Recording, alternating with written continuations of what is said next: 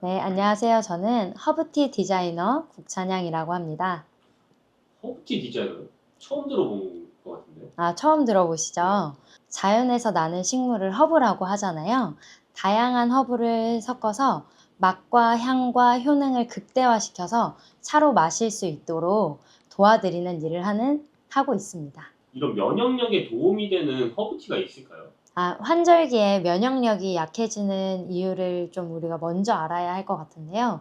가장 큰 이유는 일교차 때문입니다. 우리 몸이 갑자기 추워지거나 아니면 갑자기 더워지면 그 온도차 때문에 순간적으로 면역 체계가 약해져요. 그래서 그 약해진 틈을 타서 감기 바이러스가 우리 몸에 들어오게 됩니다. 우리 몸은 바이러스를 감지하면 면역 체계를 보내서 싸우려고 하거든요. 이때 우리 몸에서 나오는 게 바로 염증입니다. 그래서 염증은 면역 시스템이 나쁜 바이러스와 싸우고 있는 신호라고 보시면 돼요. 결국 면역력을 높이려면 세 가지가 중요한데요. 첫 번째는 우리 몸의 염증을 완화시키는 것, 그리고 두 번째는 호흡기 건강을 지켜내는 것, 그리고 세 번째는 우리 몸의 피로와 긴장을 완화시키는 것, 이 세 가지가 굉장히 중요합니다. 그래서 이 세 가지에 맞는 허브티를 제가 오늘 준비했습니다. 그럼 그 세 가지가 어떤 허브차가 있는지 설명해 줄 수 있을까요? 네, 설명해 드리겠습니다. 첫 번째는 엘더플라워라는 허브예요. 엘더플라워요? 엘더플라워 처음 들어보는 차인 것 같은데요. 네, 처음 들으신 분들도 계시죠? 굉장히 생소한 허브일 건데요. 엘더플라워는 유럽의 허브 약전에서 호흡기 감염 보조 치료제로 언급될 정도로 아주 효능이 좋은 허브입니다. 그래서 감기뿐만 아니라 축농증이나 편도염, 인후염 같은 각종 염증과 알레르기에도 한 잔 드시면 코와 목을 편안하게 해주고 자연스럽게 건강을 지켜줍니다. 아, 엘더플라워는 어떤 향이 나나요? 엘더플라워는 처음에 라벤더 같이 화장품 향이 조금 날 거예요. 근데 드시다 보면 단향이 우러나서 올라오는 아주 특이한 차입니다. 네, 다음은 캐모마일입니다. 캐모마일은 우리 몸의 염증을 완화해서 면역력이 제 역할을 할 수 있도록 도와줘요. 그리고 항산화 성분도 풍부해서 몸에 바이러스나 세균 같은 외부 침입자가 들어왔을 때 싸울 수 있는 힘을 더 잘 발휘할 수 있도록 지원해 줍니다. 세 번째는 레몬밤인데요. 레몬밤에는 항바이러스 성분하고 신경 안정 효과가 있어서 면역력을 올리고 피로와 긴장을 완화시켜 주는데 도움을 줍니다. 이제 이 세 가지를 어떻게 하면 되나요?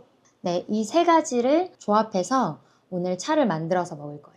차를 한번 블렌딩 해보겠습니다. 자, 먼저는 저울을 준비해 주시고요. 저울이요? 저울이 왜 필요한가요? 아, 제가 사용하는 허브는 다 약용 허브예요. 그래서 실제로 효능이 있는 허브이기 때문에 그람 수를 맞춰서 마시는 게 되게 중요합니다. 4g을 한 잔으로 해서 마실 거예요. 일반적으로 카페에서 드시는 허브는 한 1.5g 정도 들어가 있거든요. 그래서 한 2배에서 3배 정도 많은 용량을 한 번에 드신다고 생각하시면 됩니다.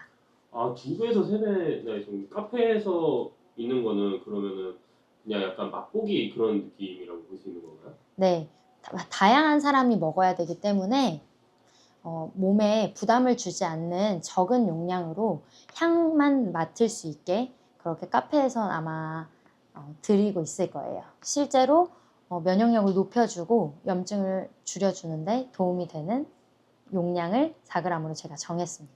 오늘의 주 허브는 엘더플라워를 사용해 보도록 할게요. 대부분 환절기에 제일 큰 문제가 어려움이 호흡기 질환이잖아요. 그래서 호흡기 질환에 좋은 엘더플라워를 주 허브로 사용해 보도록 하겠습니다. 그러면 주 허브는 지금 세 개잖아요. 세 네, 개면은 몇 그램 정도로 쓰나요? 주 허브는? 주 허브는 2g, 그리고 나머지는 1g, 1g 해서 총 4g 사용할 예정이에요. 네, 보시면 일반 티백은 이것보다 훨씬 더 적게 들어가 있다고 아까 말씀드렸어요. 와, 그 차이가 엄청 많이 나네요.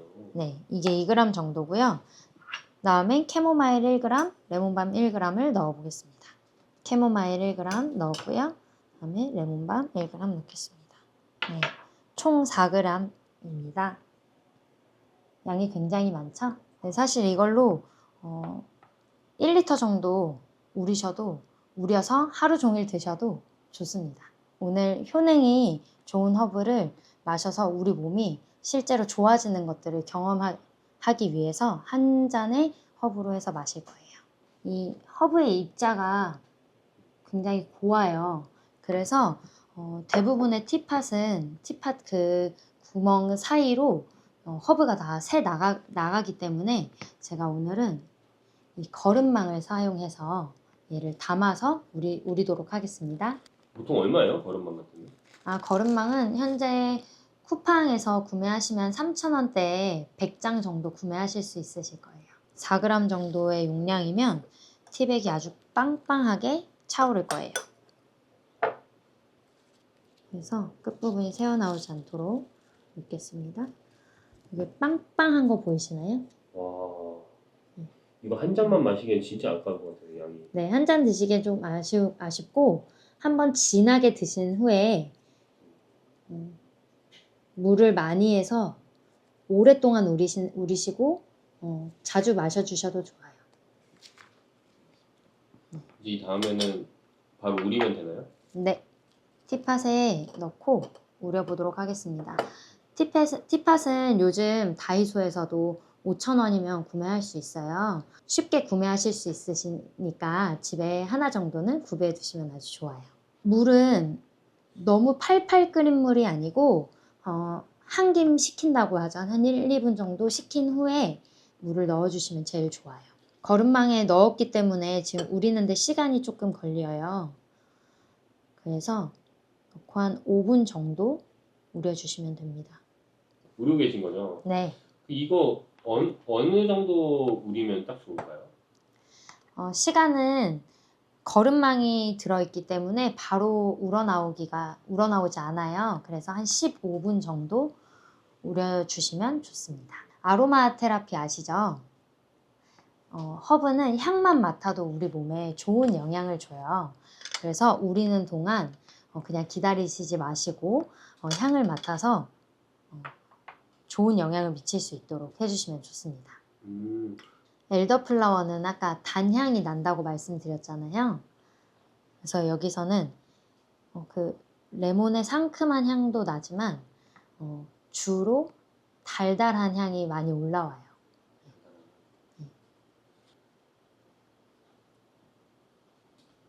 가장 좋은 건 각각의 허브를 구매를 하셔서 직접 집에서 그람수에 맞춰서 만들어 드시거나 아니면 싱글로 하나씩 또 맛도 보시는 게 제일 좋죠.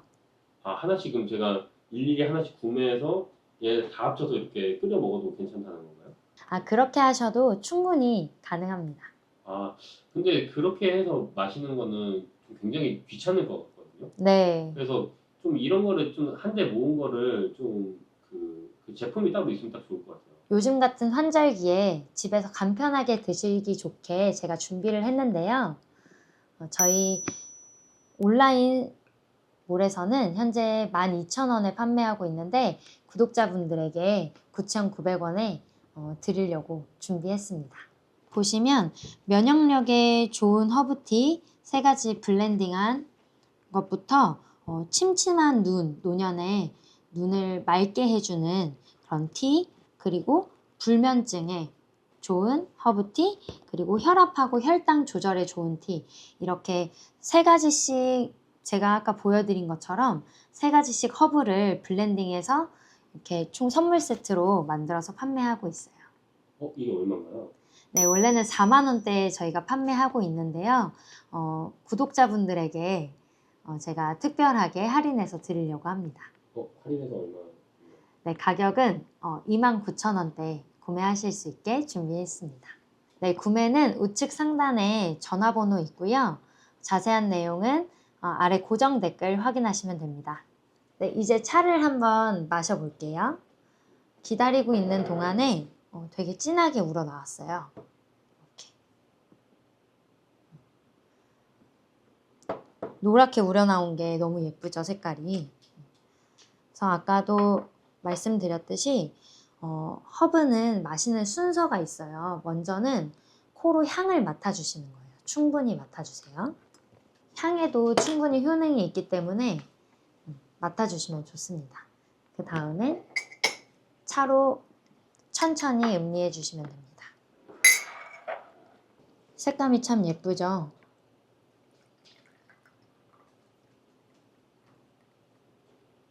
이렇게 나눠서 천천히 드셔주시면 됩니다. 설탕을 넣지 않았는데도 단맛이 충분히 우러나와서 너무 맛있어요.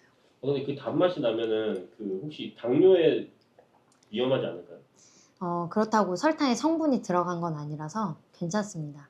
그리고 혹시나 병이 좀 깊으신 분들은 담당하시는 의사 선생님과 상의하시고 드시면 좋으실 것 같아요.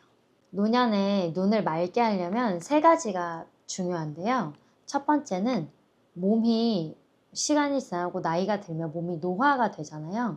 그걸 막아주는 항산화 성분이 필요합니다. 그리고 두 번째는 모세혈관을 강화시켜줘서 눈이 쉽게 피로하고 충혈되는 것을 막아주는 것이 필요하고요. 그리고 세 번째는 눈의 피로를 회복시켜줘서 시력이 저하되는 것을 막아주는 것이 중요합니다. 주변에 다양한 허브가 있지만 특별히 이 3가지를 도와주는 허브들을 오늘 준비했습니다. 크게는 히비스커스, 그리고 로즈메리, 그리고 펜넬을 오늘 소개해 드리려고 합니다. 첫 번째는 로즈메리인데요. 로즈메리는 향만 맡아도 눈이 떠지고 머리가 맑아지는 허브예요. 그래서 비염 있으신 분들에게도 굉장히 좋아요. 그리고 두 번째는 히비스커스입니다. 히비스커스는 비타민C와 안토시아닌이 많아서 눈의 모세혈관을 강화시키고 충혈을 완화하는 데 도움을 줍니다. 그래서 염증이 많아서 눈곱이 많이 끼시는 분들 있잖아요. 그런 분들은 꼭 드세요. 염증을 억제하고 혈액순환을 개선시키는 역할을 하기 때문에 장시간 TV나 스마트폰 보시는 시니어 분들에게 굉장히 추천합니다. 히비스커스는 보시면 짙은 빨간색이에요. 히비스커스에는 레몬의 그 상큼하고 톡톡 튀는 향이 나는데요. 특히 히비스커스는 노년에 이제 갱년기 여성분들의 호르몬을 안정시키는데 많은 도움을 줍니다. 세 번째는 펜넬입니다. 펜넬은 씨앗이에요. 펜넬은 옛날부터 눈의 허브라고 불릴 정도로 눈 건강하고 깊은 연관이 있는데요. 고대 인도 지역에서는 눈의 피로, 충혈, 시력 보호를 위해서 펜넬을 차로 마시거나 달인 물로 눈을 씻기도 했다고 합니다. 펜넬에는 비타민 A와 항산화 성분이 들어있어서 피로한 눈을 회복시켜주고 시력 회복에도 도움을 많이 줍니다. 펜넬은 중동에서 향신료로 많이 사용이 돼요. 그래서 저희 한국 분들은 향을 맡기가 조금 어려울 수 있어서 오늘 제가 해드리는 것처럼 블렌딩해서 같이 드시면 좋은 효능만 골라서 드실 수 있습니다. 네, 이제 블렌딩을 해보겠습니다. 먼저 저울을 준비해 주세요. 제가 준비한 허브는 다 약용 허브이기 때문에 그람 수를 맞춰서 정확한 용량을 드시는 것이 되게 중요합니다. 총 4g을 넣을 거고요. 그 중에 로즈메리는 주 허브로 2g 넣을 거고요. 나머지 히비스커스와 펜넬은 1g씩 사용할 거예요. 일반적으로 카페에서는 이것보다 조금 작은 1.5g 정도를 사용하는데요. 그 이유는 다양한 사람들이 마시기 때문에 효능보다는 그냥 음료로 즐기실 수 있도록 적은 용량을 드리는 거고요. 오늘은 노년에 침침한 눈을 맑혀주는 효능을 극대화시키기 위해서 제가 4g의 많은 용량을 사용해 볼 예정이에요. 자, 로즈메리 2g과 나머지 히비스커스 1g을 넣겠습니다. 히비스커스는 잎이라 좀 무거워요. 그래서 조금만 넣어도 돼요. 네, 히비스커스 그리고 펜넬도 씨앗이기 때문에 조금만 넣어 보겠습니다. 이렇게 해서 4g 맞췄고요. 짠! 3가지의 허브를 블렌딩 해 보았습니다. 허브 입자가 굉장히 곱기 때문에 거름망이 없으면 그 티팟의 구멍으로 허브가 새어 나올 수 있어요. 그래서 오늘은 거름망을 사용해서 우려보도록 하겠습니다.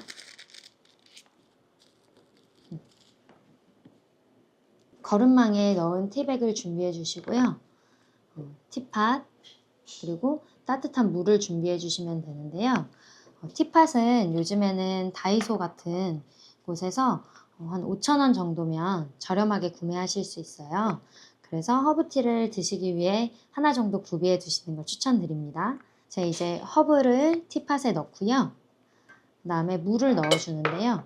집에 온도계가 없으시니까 커피 포트에서 팔팔 끓인 물을 한 1, 2분 정도 기다려 주시면 온도가 80도에서 90도 정도로 내려갑니다. 그렇게 준비해 주시면 되세요. 넣어 보도록 하겠습니다. 아까 말씀드린 것처럼 히비스커스가 빨간색, 짙은 빨간색의 잎이기 때문에 붉은 색이 나올 거예요. 우러나오는 거 보이세요? 이렇게 15분 정도 우려주시는 게 가장 좋습니다. 저처럼 허브를 이렇게 다양하게 가지고 계시는 분들은 없으실 텐데요. 아까 말씀드린 한 3가지의 허브를 각각 따로 구매하셔서 그람수에 맞춰서 블렌딩해서 드시는 게 가장 좋고요. 네, 그렇게 하기 어려우신 분들은 제가 그런 분들을 위해서 준비해 놓은 상품이 있습니다. 로즈메리, 히비스커스, 펜넬을 각각 구매해서 따로 드시는 것도 방법이지만 그게 어려우신 분들을 위해서 제가 하나의 상품으로 만들었어요. 티백, 아까 만들었던 티백을 10개 담아서 한 팩으로 만들었고요. 시중가보다 훨씬 저렴하게 구독자분들에게 드리려고 합니다. 12,000원대에서 구독자분들에게 할인으로 9,900원에 판매하고 있습니다. 구매 방법은 우측 상단에 전화번호로 전화 주시거나 고정 댓글에 자세한 내용 남겨두었습니다. 침침한 눈에 좋은 허브뿐만 아니라 제가 환절기 면역력에 좋은 허브티, 그리고 불면증, 노년의 불면증 해소에 좋은 허브티, 그리고 혈압과 혈당 관리에 좋은 허브티, 이렇게 4가지를 세트로 구성해서 우리 구독자분들에게 추석에 한 30분 한정으로 드리려고 합니다. 금액은 4만원대에서 할인해서 29,000원에 드리겠습니다. 눈 건강도 약이 아니라 이런 허브티로도 지키실 수 있으니 허브차 한 잔으로 눈을 맑게 해보시면 좋을 것 같습니다. 이제 한번 차를 마셔볼 텐데요. 차를 마시는데도 순서가 있습니다. 예쁘게 우러난 차를 먼저 향으로 음미해주세요. 히비스커스의 그 새콤한 향이 올라오는데요. 로즈메리의 그 특별한 향이 더해져서 더 향이 좋아졌어요. 이렇게 향으로 먼저 음미한 후에 맛은 레몬 물을 마시는 것처럼 되게 상큼해요. 찻잔에 담아서 조금씩 담아서 식혀서 드시면 됩니다. 요즘 부쩍 기운이 없으시다거나 뼈 마디가 시큰시큰하고 아침에 일어나기가 유난히도 힘드신 분들 계시죠? 그냥 나이 들면 다 그런 거지 뭐 하고 넘기시는 분들 많으실 겁니다. 그런데요, 제가 오늘 여러분께 소개해드릴 음식 하나가 있습니다. 옛날 우리 어머니들이 겨울만 되면 꼭 챙겨 드시던 음식인데요. 바위에 타닥타닥 붙어 자라는 그 하얀 속살이 통통한 녀석 있잖아요. 네, 바로 굴입니다. 그런데 말이죠, 굴을 그냥 조개 중 하나라고 생각하시면 정말 큰 오산이에요. 굴에는 아주 특별한 발명이 있습니다. 뭔지 아세요? 바다의 우유입니다. 우유가 육지에서 나는 가장 완전한 식품이라면 굴은 바다에서 나는 가장 완전한 식품이라는 뜻이에요. 그리고 또 하나, 굴의 한자 이름이 석화인데요. 이게 무슨 뜻인지 아세요? 돌석, 꽃화, 돌에 핀 꽃이라는 뜻입니다. 바위에 붙어서 자란 굴을 멀리서 보면 마치 바위에 하얀 꽃이 핀 것처럼 보인다고 해서 붙여진 이름이에요. 참 예쁜 이름 아닙니까? 오늘은 이 바다의 우유, 돌에 핀 꽃 굴에 대해서 제대로 한번 알아보려고 합니다. 굴이 왜 특히 좋은지, 어떤 성분이 우리 몸에 어떻게 작용하는지, 그리고 굴과 함께 먹으면 보약이 되는 음식은 뭔지, 반대로 절대 같이 드시면 안 되는 음식이 먼지까지요. 혹시 굴 드시고 배탈 나신 경험이 있으신 분들, 그래서 굴을 아예 멀리 하시는 분들도 계실 거예요. 걱정 마세요. 오늘 제가 안전하게 드시는 방법까지 다 알려드릴게요. 특히 뼈 건강 걱정되시는 분, 기억력이 예전 같지 않으신 분들, 혈관 건강 챙기고 싶으신 분들은 오늘 이 이야기를 꼭 끝까지 들어주세요. 나이가 들면 가장 먼저 걱정되는 게 뭘까요? 많은 분들이 뼈 건강을 뽑습니다. 예전엔 계단 오르내리는 거 아무렇지도 않았는데 요즘은 무릎이 시큰거려서 넘어지면 큰일 난다고 해서 겨울엔 외출도 조심스러웠습니다. 이런 말씀들 많이 하시잖아요. 실제로 우리나라 65세 이상 어르신들 중에 골다공증 진단을 받으신 분이 정말 많습니다. 특히 여성분들은 폐경 이후 급격하게 뼈가 약해지고요. 그리고 또 하나, 기억력 문제도 있습니다. 아, 그게 뭐였더라? 분명 알았는데? 방금 뭐 하려고 했더라? 이런 경험들 한두 번쯤 다 있으시죠? 가끔 깜빡하는 건 누구나 그럴 수 있어요. 하지만 이게 자꾸 반복되면 본인도 모르게 불안해지시잖아요. 거기다 혈압, 혈당, 콜레스테롤까지 신경 쓸 게 한두 가지가 아닙니다. 병원에서는 이것저것 챙겨 먹으라고 하는데 약만 한 움큼씩 드시다 보면 대체 뭘 어떻게 먹어야 되나 싶으실 때도 있으시죠. 그래서 오늘 제가 음식으로 이런 고민들을 조금이나마 덜어드리려고 합니다. 왜 나이가 들면 뼈가 약해지고 기억력이 떨어지고 혈관 건강이 나빠지는 걸까요? 먼저 뼈 이야기부터 해볼게요. 뼈는 살아있는 조직이에요. 평생 동안 낡은 뼈는 녹아 없어지고 새 뼈가 만들어지는 과정이 반복됩니다. 그런데 문제는 나이가 들수록 새 뼈가 만들어지는 속도보다 낡은 뼈가 녹는 속도가 더 빨라진다는 거예요. 마치 월급은 그대로인데 지출만 늘어나는 것처럼요. 여기에 칼슘 섭취가 부족하거나 비타민 D가 모자라거나 운동량이 줄어들면 뼈는 더 빠르게 약해집니다. 기억력도 마찬가지예요. 우리 뇌에는 비타민 B12라는 영양소가 꼭 필요한데요. 이게 부족하면 신경세포가 제 기능을 못합니다. 서울대학교 의과대학 연구에 따르면 비타민 B12 결핍은 알츠하이머를 포함한 치매와 관련이 있다고 합니다. 혈관 건강은 또 어떻고요? 나이가 들면 혈관벽에 콜레스테롤이 쌓이기 쉬워집니다. 혈관이 좁아지면 혈압이 올라가고 심하면 동맥경화로 이어지죠. 그런데요, 이 세 가지 문제를 한꺼번에 도와줄 수 있는 식품이 있습니다. 바로 오늘의 주인공, 굴입니다. 자, 이제 굴이 왜 그렇게 좋은지 본격적으로 알아볼게요. 첫 번째는 뼈 건강인데요. 국립수산과학원 자료에 따르면 굴 100g에는 칼슘이 무려 428mg이나 들어있습니다. 같은 양의 우유에는 113mg이 들어있거든요. 계산해보면 굴의 칼슘 함량이 우유의 3.78배나 됩니다. 그런데 칼슘만 많다고 뼈가 튼튼해지는 게 아니에요. 칼슘이 뼈에 제대로 붙으려면 비타민 D와 아연, 구리, 망간 같은 미네랄이 함께 필요합니다. 굴에는 이 모든 영양소가 다 들어있어요. 특히 아연은 굴 한 개에 성인 하루 필요량의 15배가 들어있을 정도입니다. 아연은 뼈를 만드는 세포의 활동을 돕는 아주 중요한 미네랄이에요.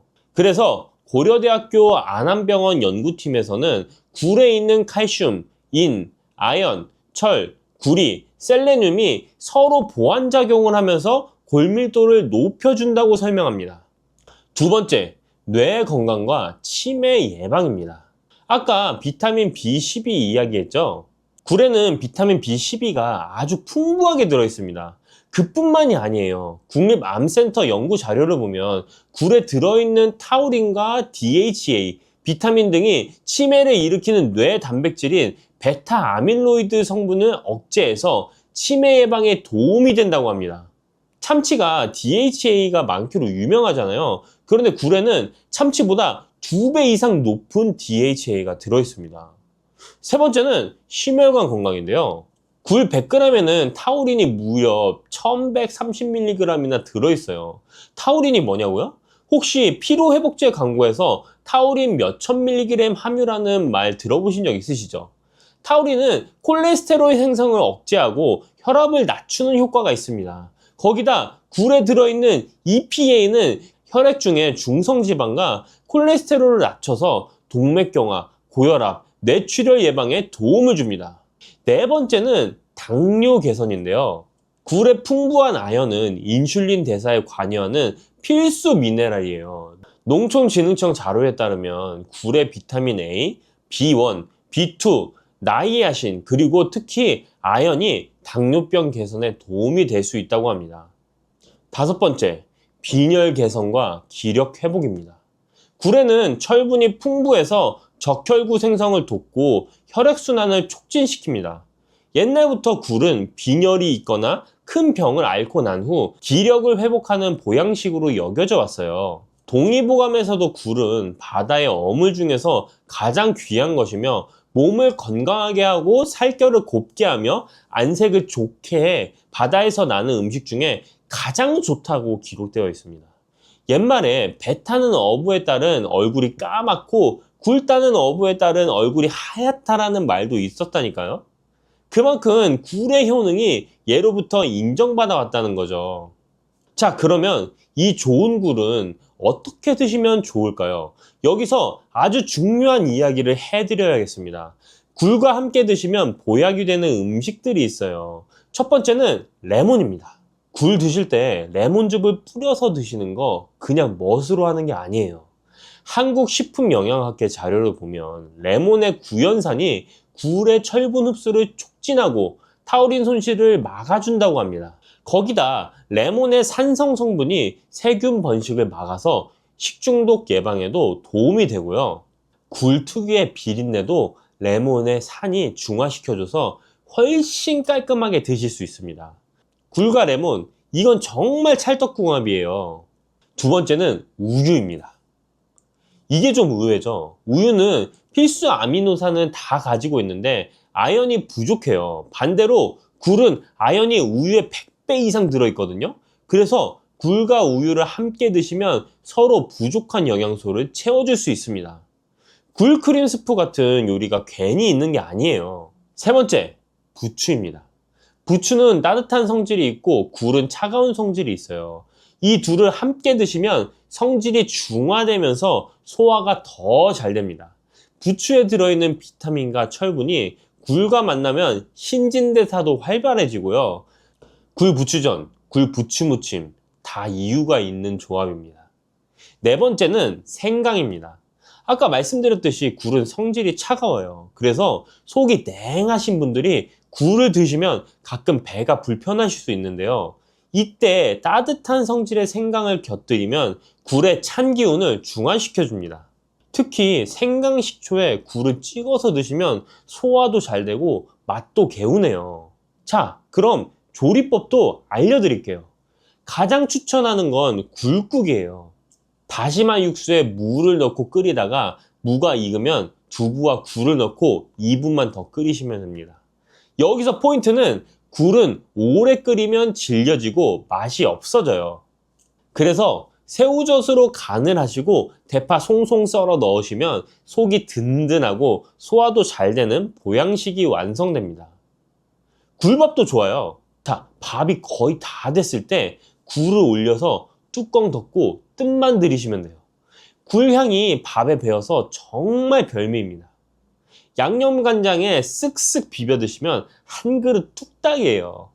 치아가 불편하신 분들은 굴죽을 드셔보세요. 불린 쌀을 참기름에다 볶다가 물 붓고 끓이시고 쌀이 퍼지면 마지막에 굴 넣고 2에서 3분만 더 끓이시면 됩니다. 부드럽고 소화도 잘 되고 영양은 꽉 찬 보양죽이 완성돼요. 섭취량은 일주일에 2번에서 3번, 한 번에 100g 정도가 적당합니다. 자, 여기까지 굴의 좋은 점을 말씀드렸는데요. 이렇게 좋은 굴도 주의하셔야 할 점이 있습니다. 이 부분은 정말 중요하니까 잘 들어주세요. 첫 번째, 생굴 섭취는 조심하셔야 됩니다. 굴은 역시 생으로 먹어야 제맛이지 라고 생각하시는 분들 많으시죠? 그런데요, 특히 어르신들은 생굴보다는 익혀서 드시는 게 훨씬 안전합니다. 왜냐하면 겨울철에는 노로바이러스라는 게 있거든요. 식품의약품안전처 통계를 보면 최근 5년간 노로바이러스 식중독이 243건 발생했는데 그 중에 49%가 12월부터 2월 사이 겨울철에 집중됐습니다. 굴은 바닷물을 여과하면서 자라는데 그 과정에서 바이러스가 농축될 수 있어요. 하지만 걱정하지 마세요. 노로바이러스는 85도에서 1분 이상 가열하면 완전히 사멸합니다. 그러니까 굴국, 굴밥, 굴전처럼 익혀서 드시면 전혀 문제가 없어요. 오히려 익힌 굴이 소화도 더 잘 되고 따뜻하게 드시니까 속도 편안합니다. 그래도 나는 생굴 특유의 그 짭짤하고 시원한 맛을 포기할 수 없어! 하시는 분들 계시죠?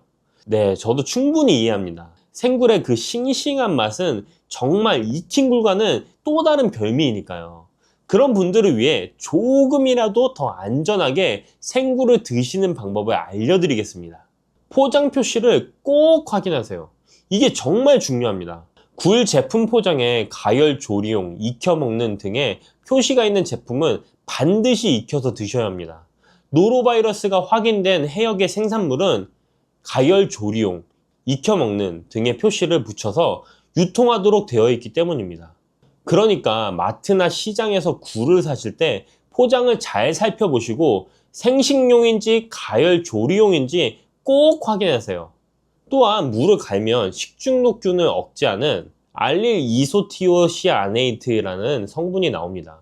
굴을 무즙에 잠시 담갔다가 찬물에 살살 흔들어 씻으면 불순물 제거에 도움이 됩니다. 물론 이 방법들이 노로바이러스를 완전히 없애주는 건 아니에요. 하지만 아무 조치 없이 드시는 것보다는 훨씬 낫습니다. 두 번째, 여름철에는 더욱 주의하셔야 합니다. 서양에서는 알이 없는 달에는 굴을 먹지 말라라는 말이 있어요. 5월, 6월, 7월, 8월에는 영어 이름에 알자가 없잖아요. 이 시기에는 비브리오균이 번식하기 쉬워서 굴 섭취를 피했던 거예요. 우리나라에서도 보리가 피면 굴을 먹지 말라는 옛말이 있습니다. 특히 간 질환이 있으신 분들은 여름철 생굴 섭취를 절대 삼가셔야 돼요.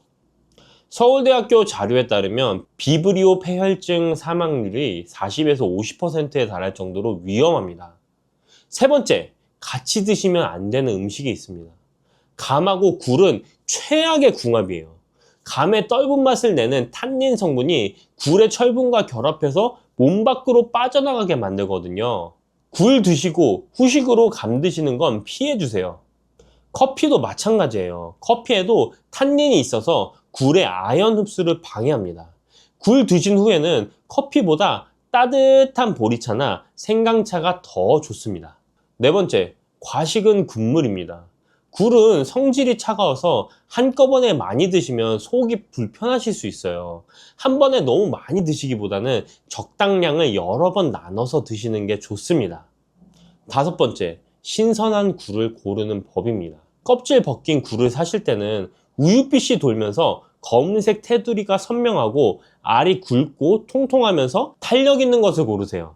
손질하실 때는 3% 소금물에 10분 담갔다가 씻으시거나 무즙을 풀어 5분 정도 두시면 이물질이 깨끗하게 제거됩니다. 자, 오늘 굴에 대해서 정말 많은 이야기를 나눴습니다. 정리해 드릴게요. 굴은 바다의 우유라는 별명에 걸맞게 정말 영양이 풍부한 식품입니다. 칼슘은 우유의 거의 4배, 단백질은 3배, DHA는 참치의 2배 이상, 특히 시니어분들께 중요한 뼈 건강, 뇌 건강, 심혈관 건강에 모두 도움이 되는 완전 보양식이에요. 레몬, 우유, 부추, 생강과 함께 드시면 효과가 더 좋아지고요. 감이나 커피는 피해 주시는 게 좋습니다. 그리고 가장 중요한 것, 생굴보다는 익혀서 드세요. 85도에서 1분 이상 가열하면 걱정 없이 안전하게 드실 수 있습니다. 굴국, 굴밥, 굴전, 굴죽 따뜻하게 익혀 드시면 소화도 잘 되고 속도 편하고 영양은 그대로 섭취하실 수 있어요. 이번 겨울 바다가 우리에게 선물한 돌에 핀 꽃, 굴로 건강 한번 챙겨보시는 건 어떨까요? 동의보감에서 바다에서 나는 음식 중에 가장 좋다라고 했던 그 굴, 옛 선조들의 지혜가 현대 과학으로도 증명되고 있습니다. 오늘 이야기가 여러분의 건강한 겨울나기에 조금이나마 도움이 되셨으면 좋겠습니다. 그리고 작년에 노벨 생리학상을 면역 관용이라고 하는 어떤 면역학적인 어떤 용어가 그거를 발견했던 분들이 하셨고요. 그러니까 그만큼 면역이라고 하는 거는 굉장히 현재까지도 많이 발달을 하고 있는 부분이고, 제어되지 않은 면역, 과도하게 올라간 하이퍼 액티비티라고 하고 하이퍼 센시티비티라고도 하는데, 이런 부분들에서 나오는 병리적 증상이 염증하고 알러지. 그러니까 뭐가 낮으면 감기에 잘 걸리고, 너무 높으면 염증이나 이런 부분들이 생길 수 있어요. 만성염증이 유지가 되면 어디가 뚫리냐면 뇌가 뚫립니다. 근데 코로나 전후로 가장 위상이 많이 변한 비타민입니다. 선생님 안녕하세요. 아, 제가 듣기로는 박사님이 생약학 박사님이라고. 예. 저는 천연물 전공을 했고요. 천연물이요? 네, 그러니까 생약학, 약학 중에서도 가장 오래된 학문 중에 하나고 천연물이라고 보시면 됩니다. 제가 또 한잔하고 논문 있는 약사로, 한잔 약사로. 네. 지금 닉네임이 한잔약사라고 제가 들었는데 네, 한 잔을 좋아해서. 네. 이게 건강이랑 또 한잔이랑 이게 매칭이 되진 않는데. 이게 왜냐하면 건강해야 한 잔을 오래 할 수 있다. 지속 가능한 한 잔을 위해서. 건강에 좋은 것만 할 수는 없죠, 사람이. 건강에 나쁜 것만도 할 수 없습니다. 한 잔은 건강에 안 좋죠, 그죠? 그러면 건강에 좋은 거를 우리가 잘 챙겨서 했을 때 뭐 운동이 될 수도 있고, 좋은 걸 드시는 것도 있고, 추구하는 모토가 지속 가능한 한 잔을 하기 위한 건강관리법? 뭐 이런 부분들. 특히 영양제를 이용한. 오늘 저희가 좀 준비한 게, 건강이라고 하면 사람들이 가장 많이 관심 있어 할 주제 중에 하나일 것 같아요. 면역력인데, 그렇죠. 그 면역력을 키우는 방법을 사람들이 많이 궁금해 하거든요. 일단 우리가 한번 배경을 한번 살펴보면, 네. 이 면역이라고 하는 게 코로나 팬데믹 전후에, 아마 면역이라는 학문 자체가 굉장히 나온 지가 얼마 안 됐어요. 제가 2003년도에 면역학이라는 수업을 들었고, 그때까지만 해도 교과서 크기가 한 이 정도였다면 지금 교과서 크기가 이 정도 됩니다. 아직까지도 이건 늘어나고 있어요, 면역은. 그리고 작년에 노벨 생리학상을 면역 관용이라고 하는 어떤 면역학적인 어떤 용어가 그거를 발견했던 분들이 하셨고요. 그러니까 그만큼 면역이라고 하는 거는 굉장히 현재까지도 많이 발달을 하고 있는 부분이고, 대중들한테는 팬데믹 전후로 아마 면역에 대한 관심이 굉장히 높아졌을 겁니다. 네. 지금 PD님께서 말씀하셨다시피 면역력이라고 많이 얘기를 하세요. 네. 근데 면역력이라는 거는 엄밀히 말하면 그렇게 좋은 표현은 아닙니다. 력이라고 하는 거는 이제 파워죠. 힘은 세면 좋은 거죠. 네. 약하면 나쁜 거고. 그렇지만 면역이라고 하는 거는 센다고 좋은 게 아니고, 그렇다고 해서 약해도 좋은 게 아니죠. 면역이라는 거는 균형을 잘 이루어야 됩니다. 작년에 노벨상을 탔던 부분들이 면역이 너무 과도하게 활성화되는 거를 막아주는 면역세포를 찾은 거예요. 저도 그 면역력이라는 단어를 많이 썼기 때문에 그렇죠. 강하면 엄청 좋은 거 아닌가? 좀 너무 강했을 때도 무슨 부작용이나 그런 게 있나요? 그럼요. 면역이라고 하는 거는 이제 제어되지 않은 면역, 과도하게 올라간 하이퍼 액티비티라고 하고 하이퍼 센시티비티라고도 하는데, 이런 부분들에서 나오는 병리적 증상이 염증하고 알러지. 염증은 알러지가 면역이 높으면 생기는 거예요? 면역 체계가 제어가 안 됐을 때 생기는 겁니다. 면역이라고 하는 거는 일반적으로 우리가 바이러스나 박테리아나 외부에서 미생물이 침입을 했을 때 그 친구들을 제압을 하기 위해서 우리가 갖고 있는 시스템인데, 다 제어가 됐음에도 불구하고 걔네들이 정상으로 돌아와야 되는데 정상으로 돌아오지 않고, 이제는 바이러스나 박테리아가 다 소멸됐음에도 불구하고 면역 시스템이 진정이 안 됐을 때, 그때 생기는 게 염증 반응이고요. 네. 비만세포라고 해가지고 이 어떤 특정한 항원에 굉장히 민감하게 반응하는 거. 왜냐하면 민감하게 반응할 필요가 없거든요. 근데 민감하게 반응하게끔 되는 병리적 증상이 알러지입니다. 그래서 엄밀히 말하면 얘네들은 면역 체계가 너무 과활성화됐을 때 생기는 부분이기 때문에 면역력이 높으면 높을수록 좋은 게 아니죠. 근데 그렇다고 해서 면역 체계의 어찌 보면 활성도가 너무 떨어졌을 때는 감기에 잘 걸린다던가, 그렇죠. 극단적으로는 에이즈 바이러스가 면역세포 중에 T세포라고 굉장히 중요한 역할을 하는 세포가 있는데, 그 T세포를 공격하거든요. 그렇기 때문에 후천성 면역 결핍이라고 하는 겁니다. 면역이 결핍되는 거죠. 그렇게 되면 감기에 걸려도 사망에 이를 수도 있습니다. 면역이 너무 낮으면. 너무 낮으면. 그러니까 너무 낮으면 감기에 잘 걸리고, 너무 높으면 염증이나 이런 부분들이 생길 수 있고. 그렇기 때문에 면역은 균형이 굉장히 중요합니다. 밸런스가 굉장히 중요합니다. 아토피 같은 경우는 면역이 너무 컸을 때 발생하는 거. 그건 이제 알러지나 뭐 자가면역 질환의 일종인데, 염증하고 알러지 구별하기가 조금 어렵긴 어려워요. 아토피 같은 경우는 자가면역 질환에서 염증 반응도 굉장히 깊게 관여하고 있고, 네. 그래서 그런 부분들 같은 경우도 제어되지 않는 면역 체계가 문제가 되는 거죠. 제어되지 않았다는 거는 고삐 뿔린 겁니다. 과활성화되면은 이걸 제어를 해줘야 되는데 제어되지 않은 경우가 뭐 아토피 같은 경우가 있죠. 그러면 면역 체계가 정말 중요한 엄청 것처럼 중요하죠. 느껴져요. 네. 이런 거를 좀 관리하는 데 있어서 면역이 흔들릴 때 놓치기 쉬운 것들이 좀 있을까요? 일단 뭐 기본적으로는 우리가 식사 잘하는 거, 식사 적당히 운동하고 적당하게 수면을 하는 부분들이 굉장히 중요하고요. 면역 체계가 흔들리는 경우에 가장 요새 각광을 받는 부분들이 한 10년 정도 사이에 단숨에 이제 학계를 완전히 쫙 이렇게 올라온 테마가 장 건강입니다. 장은 현재는 소화기관, 어떤 음식물을 섭취를 해서 그걸 영양분을 장에서 흡수를 하는 소화기관으로만 평가가 됐었는데 네. 현재는 면역기관으로도 평가를 하고 있습니다. 장 주변에 면역세포들이 한 70%를 포진을 하고 있습니다. 아, 그래요? 그렇죠. 특히 어린아이들 같은 경우는 장 건강이 제대로 유지가 돼야지 면역세포들이 적정하게 훈련을 받고 면역 성장이 자연스럽게 이루어지면서 면역체계가 성숙화되는 거거든요. 그렇기 때문에 아이들 같은 경우 장 건강이 안 좋아지면 아토피가 생길 수도 있고 이런 부분들이 생길 수 있습니다. 비단 아이들의 문제뿐만이 아니라 어른들 같은 경우도 장 건강을 제대로 관리를 안 했을 때 면역체계는 쉽게 흔들릴 수 있습니다. 면역체계가 조금 이상하다 싶었을 때 가장 주목해 봐야 될 부분은 장 건강. 제가 듣기로는 장 건강이 요즘 그 알츠하이머랑 관련이 있다라는 얘기도 좀 들어봤어요. 그게 이제 장뇌축이라고 해서 장에서 염증 반응이나 이런 것들이 제어가 되지 않으면 장 틈이 헐거워지고 그러다 보면 독소나 유해균이 체내로 침투를 하게 되고 그럼 걔네들이 우리 몸에 만성염증을 유지를 하고 만성염증이 유지가 되면 어디가 뚫리냐면 뇌가 뚫립니다. 아, 그래요? 예, 뇌는 굉장히 중요한 기관이기 때문에 혈액-뇌 장벽이라고 해서 blood-brain barrier라고 해서 아무나 못 들어가게 이렇게 뭐가 장벽이 있는 게 아니고 뇌혈관으로 들어가는 그 혈관 밖에 있는 부분이 다른 부분에 비해서 굉장히 촘촘하게 이루어져 있습니다. 근데 걔네들이 어디서 벌어질 수 있냐면 염증에서 벌어질 수 있어요. 만성염증. 그렇기 때문에 장 건강이 안 좋다는 거는 전신에 만성염증이 퍼질 수가 있고 이 만성염증 때문에 두뇌를 지키고 있는 장벽이 헐거워지면 독소나 유해균이나 뇌 내에 있지 말아야 될 애들이 거기 들어가기 시작하면은 뭐 알츠하이머나 퇴행성 뇌질환이나 여러 부분들이 생기는 거예요. 실제로 아이들 같은 경우도 뭐 인과관계까지는 아니지만 상관관계가 있는 게 자폐증이 있는 아이들이 장 건강이 훨씬 더 안 좋다고 합니다.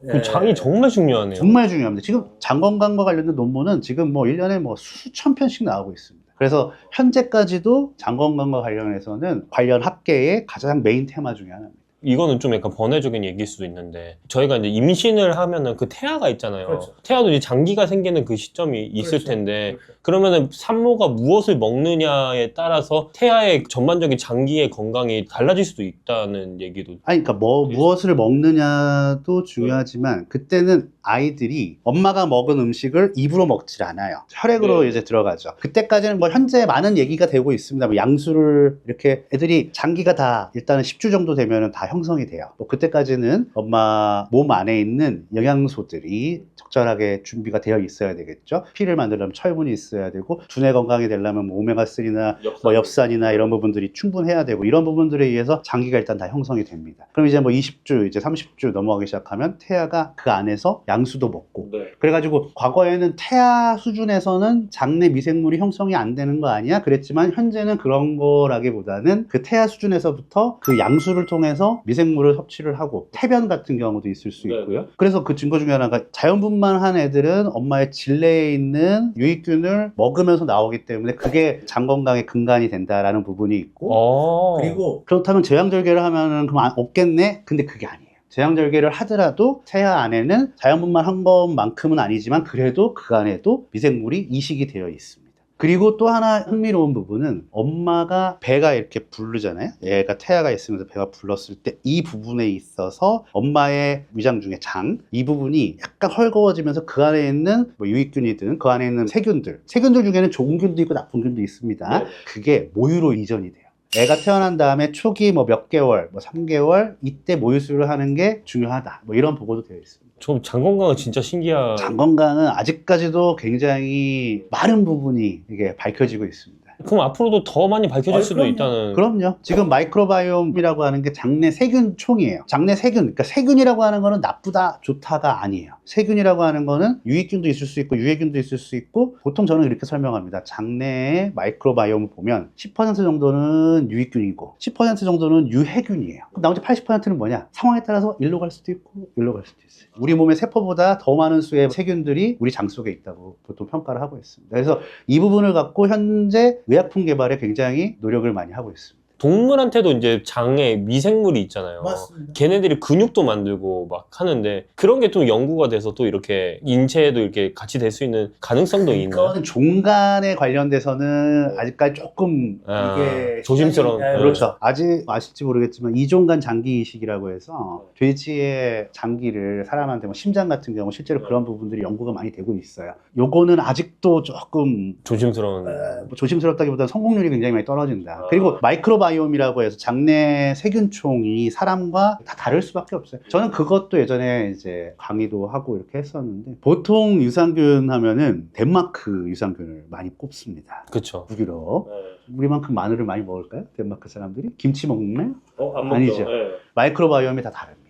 그렇기 때문에 이런 부분들도 다 고려를 원래는 해야 돼요. 뭐 장 관련해서는 나중에 뭐 따로 한번 테마를 해서 설명을 드릴 기회가 있으면 좋을 것 같고 너무 네. 시간이 많이 되니까 그리고 장 관련해서도 장 건강을 도울 수 있는 여러 소재들에 대해서도 요새 많이 관심을 갖고 있습니다. 유산균이 답이 아니다. 이런 부분들도 나중에 한번 또 얘기를 하면 좋을 것 같아요. 너무 재밌습니다. 그러니까 장 건강에도 유산균이 답이 아니다. 답이 아니다. 그럼 제가 이제 여기서 아까 이제 면역이 흔들리게 하는 그런 사람들의 요소 중에 하나가 이제 장이라고 장 하셨어요. 건강. 네. 또 다른 게 또 있을까요? 있죠. 또 하나 또 대표적이게 들 수가 있는 게 비타민 D입니다. 비타민 D. 네. 비타민 D랑 장이랑 다른. 그거는 좀 결이 달라요. 사람들은 비타민 D 하면은 뼈 건강을 많이 보실 거예요. 그쵸. 근데 비타민 D가 코로나 전후로 가장 위상이 많이 변한 비타민입니다. 왜냐하면 면역 관련된 연구가 많이 되어 있기 때문에. 비타민 D가 그 태양 받았을 때. 맞아요. 네. 첫 번째는 이 연구 결과에 따르면 비타민 D가 혈중 농도가 적으면 적을수록 코로나의 중증도가 훨씬 더 높아졌다는, 처음에는 상관관계로 나왔는데 상관관계보다 더 인과관계라고, 원인 결과가 나오는 게 훨씬 더 강한 관계거든요. 그래서 이제는 인과관계로 다 밝혀졌고, 특히 현대인들 같은 경우는 밖에서 햇빛 볼 시간이 없잖아요. 특히 실내 생활 많이 하고, 여성분들 같은 경우, 요새 남성분들도 마찬가지고 선크림 바르잖아요. 네. 그 선크림 바르면 비타민 D 합성 죽어질 수가 없거든요. 많이 떨어지거든요. 실제로 대한민국 국민의 7-80% 정도가 비타민 D가 부족하다. 그러니까 비타민 D 관련해서도 굉장히 연구가 많이 됐고, 실제로 많이 먹어야 되는 비타민이다. 그렇기 때문에 면역에도 좋은데, 면역이라고 하는 거, 면역 체계에 좋은 소재들은 어떤 측면이 있냐면 양면성이 있습니다. 너무 올라가는 것도 막아주고 너무 떨어지는 것도 막아줘요. 비타민 D가 딱 그런 역할을 합니다. 아, 그럼 앞에 중재자 역할을 해주는. 그렇죠. 주변에 들리는 소문을 좀 말씀을 드리면, 비타민 D나 비타민제 같은 경우는 이런 얘기도 있어요. 먹는 걸로는 흡수가 안 된다. 뭐 그런 얘기가 있었는데. 그거는 너무 식품에 있는 비타민이나 네. 영양제 비타민이나 네. 영양제 비타민을 거짓말로 네. 그 함량을 속이지 않는다면 네. 똑같습니다. 거의 유사합니다. 그러니까 거의 패턴이나 유사. 이런 부분들을 걱정 안 하셔도 되고, 영양제로 먹어도 네. 특별히, 왜냐하면 임상시험을 했던 것들 있잖아요. 네. 비타민 D에 대한 임상시험, 네. 뭐 마그네슘에 대한 임상시험, 이거 다 식품으로 한 게 아닙니다. 그거 알약으로 먹어야 될 거 아니에요. 왜냐하면 아. 똑같은 약을 먹어야 되기 때문에. 네네. 그죠? 근데 거기에 다 결과가 나와 있단 말이에요. 오메가3에 대한 임상시험, 이런 부분들이 굉장히 많은 연구가 되어 있는데, 얘네들은 다 식품에서 흡수한 게 아니고, 물론 그런 경우는 있어요. 식품마다 예를 들어서 비타민 D의 인덱스, 비타민 D가 그람당 얼마가 들어가 있다, 네. 이런 걸 통해서 후향적 연구, 좀 더 적극적으로 임상 테스트를 했을 경우에는 반드시 똑같은 양을 복용을 해야 되기 때문에, 그럴 때는 반드시 영양제로 복용을 하고 효능을 평가합니다. 그렇기 때문에 영양제로 복용을 하시더라도 그게 영양제에 그 적힌 그 양이 정확하게 들어가 있다면, 근데 그거는 우리나라 같은 경우는 건강기능식품이나 일반 의약품이나 이러한 규제나 관리의 어떤 세기가 미국이나 유럽보다 훨씬 더 셉니다. 좋다는 뜻이죠. 좋긴 하지만 굉장히 보수적이에요. 새로운 소재를 잘 안 받아들여. 기존에 있는 소재들만 계속 하긴 하는데, 어찌됐든 그런 것들은 건강기능식품이나 일반 의약품이라고 딱 마크가 들어가 있는 것들은 믿고 드셔도 됩니다. 그러면 장 건강, 비타민 D, 또 뭐가 또 있을까요? 면역체계 같은 경우는 일단은 그 정도가 가장 대표적인 거예요. 네, 그래서 네. 저는 아이들 영양제를 추천해 달라고 하면은 딱 그 두 개만 말씀드립니다. 비타민 D랑 장 장 건강. 건강. 장 건강이 어떤 게 있을까요? 그러니까 장 건강은 이제 뭐 유산균도 있을 수 있고, 프리바이오틱스가 될 수도 있고, 사균체, 죽은 균체인 포스트바이오틱스가 될 수 있고, 굉장히 여러 가지가 있거든요. 근데 사람들은 유산균밖에 모른단 말이죠. 네. 유산균이 답이 아니라고 하는 거는, 장 건강을 유지하기 위해서는 장내 세균총이 우리한테 유리하게끔 만들어주면 돼요. 우리랑 친해지게끔 만들어주면 돼요. 이런 방법은 여러 가지가 있다. 일단은 이 유산균이라고 하는 거는 프로바이오틱스인데, 엄밀히 말하면 모든 유산균은 유산균이 아니에요. 유산균은 유산을 생성하는 균인데 비피도박테리움 거기 속에 속한 애들은 원래는 유산을 만들지 못하거든요. 네. 그러니까 쉽게 말씀드리면은 그냥 유익균이라고 보시면 돼요. 우리 유익균을 도와주는 균들이라고 보시면 그게 돼요. 포스트바이오틱스. 그게 프로바이오틱스. 프로바이오틱스. 그게 유산균. 뭐 소위 말해서 우리의 유산균. 그리고 유산균 또는 유익균. 우리 몸 안에 원래 있던 유익균의 밥이 되는 게 프리바이오틱스. 프리바이오틱스. 그리고 최근 들어서 속속 제품이 나오고 있는 게 포스트바이오틱스인데 현재까지는 사균체, 균을 죽여서 그거를 우리가 먹는 거예요. 그런 부분들이 있는데 유산균만 고집하실 필요가 없다. 생각해보시면 유산균을 한 번 먹고 장에 정착을 한다고 하면 하루에 하나씩 먹을 필요가 없죠. 걔네들은 들어왔다 바로 빠져나간다는 소리네요. 그죠? 그러니까 걔네들도 일시적인 역할을 할 뿐이에요. 아, 그래요? 그렇죠. 왜냐면 하루에 한 번씩 먹잖아요. 유산균도. 그러니까 걔네들도 그냥 일시적으로 환경을 도와주는 거죠. 그러니까 프리바이오틱스 같은 경우는 유익균, 우리 장내 미생물 중에서 유익균의 밥이 되는 건데 특히 어린아이들 같은 경우는 술을 먹는 것도 아니고 매운 거를 먹는 것도 아니고 그렇기 때문에 유산균을 굳이 복용해서 나쁠 건 없지만 저는 그래서 프리바이오틱스를 많이 추천드려요. 프리바이오틱스. 왜냐면은 장내가 원래부터 건강한 아이들이나 아니면 그런 성인분들 같은 경우는 프로바이오틱스는 드셔도 되고 안 드셔도 상관없다고 보는데 프리바이오틱스만 드셔줘도 장내에 있는 유익균의 번식을 도와주기 때문에 네네. 유익균이 더 많이 잘 자랄 수 있게끔 해주기 때문에 그것만 먹어도 충분하다. 포스트바이오틱스는 현재 많이 연구가 되고 있는 사균체, 균이 죽은 사람으로 말하면 시체 정도로 될 수 네. 있겠네요. 그러면은 그 사균체의 세포막이나 세포 내 구조물들이나 이런 부분들이 유익균의 성장에 굉장히 도움을 준다고 합니다. 그것도 어떻게 보면 밥이네요, 걔네. 밥이라기보다는 이건 환경을 좋게 해주는 거지. 약간의 어찌 보면은 저는 그렇게 표현하는데 유산균은 지원군을 그때그때 조금씩 보내주는 거예요. 네. 프리바이오틱스는 굴량미를 넣어주는 거예요. 네. 포스트바이오틱스는 사기를 높여주는 거예요. 사기를 높여준다. 그러니까 환경 자체를 좋게 하기 때문에 유익균이 좋아하는 환경을 만들어주는 거지. 내 주변에 예를 들어서 원래 내가 이런 데 있었단 말이에요. 주변에 쓰레기장이 됐다. 그럼 내가 살기 좋겠어요? 안 좋죠. 안 좋죠. 네. 그러니까 이렇게 아늑하게 만들어준다는 거예요. 아늑하게 만든 꽃도 한번 심어주고. 나한테 맞게끔. 그럼 내가 생활하고 성장하고 이러는데 도움이 되겠죠. 거기다가 프리바이오틱스가 들어오고 거기다가 친구처럼 유산균이 들어오고 그러면은 이제 유익균 자체가 굉장히 잘 성장할 수 있는 거죠. 너무 좋네요. 그게 두 개가 면역 쪽에는 가장 기둥이 될 수 있는 부분인데 그 외의 소재들은 얘기하면 얘기할 뭐 것들은 있죠. 근데 일단 우리가 1번 그러니까 가장 우리가 처음에 챙겨야 될 것은 그거 두 개다. 너무 많아지면 이제 힘들어 하시죠. 그러면 여기서 이제 저희 채널 보시는 분들이 보통 한 65세 이상이신 분들이 꽤 많으시거든요. 그런 분들 같은 경우는 이미 당뇨라든지 혈압이 있는 경우가 좀 있어요. 그런 당뇨나 혈압이나 이게 만성질환이 있는 분들이 이런 비타민 D나 뭐 장 건강에 좋은 뭐 유산균, 프리바이오틱스, 포스트바이오틱스 그거 먹을 때 좀 주의할 점이 좀 있을까요? 저는 너무 약하시거나 이런 분들은 오히려 체력도 많이 떨어지시고 이러면은 저는 유산균은 별로 권하지 않아요.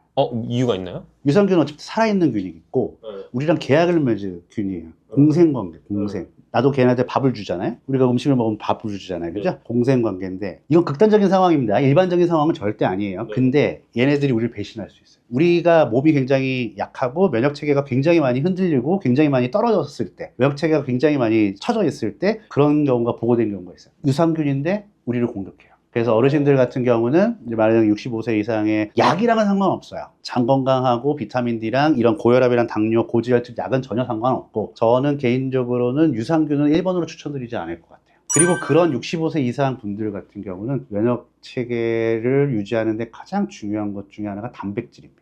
단백질이요? 단백질 같은 경우가 실제로 면역세포들도 다 단백질이거든요. 네. 근데 뭐 그런 걸 떠나서 단백질 중에 뭐 대표적인 아미노산이 뭐 글라이신, 글리신이라고도 하고 글라이신이라고도 합니다. 네. 가장 단순한 아미노산인데 이 아미노산이 염증 반응을 굉장히 낮춰주는 역할을 해줘요. 과거에 코로나19 시기에 사이토카인 스톰이라고 해서 사이토카인 폭풍이라고 해서 소위 말해서 극단적인 염증 반응입니다. 그 증상으로 많은 분들이 돌아가셨어요. 근데 대부분 다 고령자예요.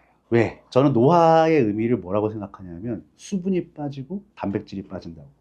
그죠? 그러니까 주름도 생기고, 그죠? 네. 주름이라는 게 수분이 빠지니까 생기는 것도 있지만 단백질이 빠지니까 이 피부를 지탱을 못해서 이렇게 주름이 근육이 지는 점점 거거든요. 없어지니까. 없어지는 거죠. 그러니까 그런 부분들을 감안을 해서, 근데 실제로 논문도 그런 많고요. 단백질의 함량과 체내 단백질의 함량과 면역 체계 뭐 이런 부분들에 대한 연구도 많이 되어 있거든요. 그렇기 때문에 65세 이상 분들은 면역 체계를 좀 유지를 하고 싶으시다. 그러면 장 건강하고 비타민 D 섭취하는 거는 필수적으로 해주시고, 그리고 단백질이 풍부한 식품 또는 콜라겐 같은 경우를 섭취해 주시면 굉장히 콜라겐. 콜라겐도 단백질이니까. 근데 이제 제가 단백질의 좀 대표적인 거라고 하면 닭가슴살이나 이런 소고기나 이런 것들이 그쵸. 있는데 나이가 많으신 분들은 그거 소화하기 되게 힘들어 하시잖아요. 그러니까 이제 뭐 콜라겐 파우더나 콜라겐 아니면은 좀 파우더는- 갈아서 드시든가. 단백질을 갈아서. 뭐 갈아서 드시든가 뭐 어쨌든 그건 편하게 드시면 되시고 치아도 안 좋으시기 때문에 단백질 실제로 고기나 이런 부분들을 많이 드시긴 힘드시단 말이죠. 네네. 그럴 때는 저는 아미노산 보충제를 이제 헬스장에서 네. 그런 거는 별로 추천드리지 않고 네. 산양류도 좋고 네. 저는 뭐 산양류. 한약류 뭐 요새 많이 나오잖아요. 무슨 뭐 이뮨 관련해가 이뮨 아. 파우더, 아미노산 네. 파우더 뭐 그런 것도 나쁘지 않고. 근데 저는 가장 추천드리고 싶은 거는 콜라겐이에요. 콜라겐이 콜라겐. 아무래도 생체 친화적이기 때문에 그런 부분들도 굉장히 많이 추천드렸어요. 정말 오늘 면역에 대해서 정말 시간이 부족해서 아쉬울 정도로 정말 깊은 내용을 많이 해서 너무 감사드리고 오늘 이 영상 보시는 분들이 좀 시청자가 스스로에게 판단할 수 있는 질문이라든지 아니면 이런 면역에 관심이 있으신 분들한테 한마디 해주시면 너무 좋을 것 같습니다. 면역이라는 거는 우리가 혈당 수치나 혈압처럼 눈에 보이는 수치가 없어요. 면역을 체크할 수 있는 게 없거든요.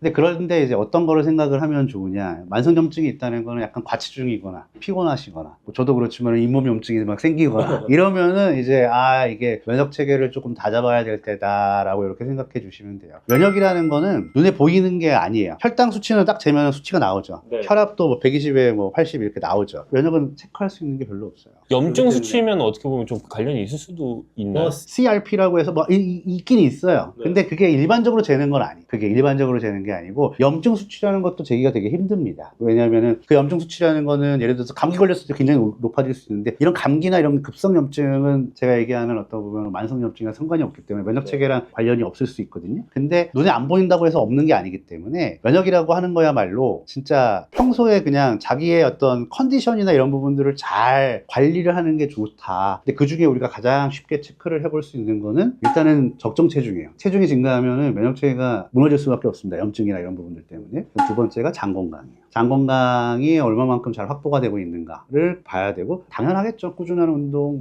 이거 뭐 다 답이잖아요. 그죠? 네. 근데 면역은 내가 필요 없을 때 잘 챙겨야 돼요. 그러니까 안 보일 때 잘 챙겨. 뭐 모든 질병이 그렇겠지만 네. 더더욱더 얘네들은 뭔가 객관적인 수치나 이런 부분들이 없기 때문에 관리를 잘 못하는 경우들이 많아요. 제가 좋아하는 말 중에 하나가 측정하는 것만이 관리가 될 수 있다라는 건데 네. 그거가 가장 어려운 것 중에 하나가 면역이에요. 아. 왜냐면 당뇨는 어쨌든 딱 체크해서 내가 보면 되잖아요. 맞아요, 그죠? 맞아요. 그냥 혈압도 보면 되잖아요. 그죠? 보면은 경각심이 생기잖아요. 면역은 그게 어렵거든요. 그러니까 면역은 본인이 진짜 건강하실 때 잘 챙기시는 게 좋다. 비타민 D, 장 건강, 네. 그 다음에 과체중 되는 걸 막는 거. 체중이 증가하면은 면역 체계가 당연히 무너질 수밖에 없어요. 왜냐면은 염증과 굉장히 밀접한 관련이 되기 네네. 때문에 지방이 염증의 원인이 돼요. 쉽게 말씀드리면 네. 과도화된 지방이 염증. 이것도 뭐 진화론적으로 할 말이 많긴 한데 아. 우리 몸이 이제 언제부터 이렇게 뚱뚱했느냐부터 네. 시작해가지고 그러니까 우리 몸은 우리 몸에 지방이 과도하게 쌓였을 때 이거를 적으로 생각하는 거예요. 그렇기 때문에 그런 부분들 때문에 만성염증이 시작되는 거예요. 그래서 과체중 막기, 장 건강, 그다음 비타민 D는 꼭 챙기기 이 정도면 좋을 것 같습니다. 너무 감사합니다.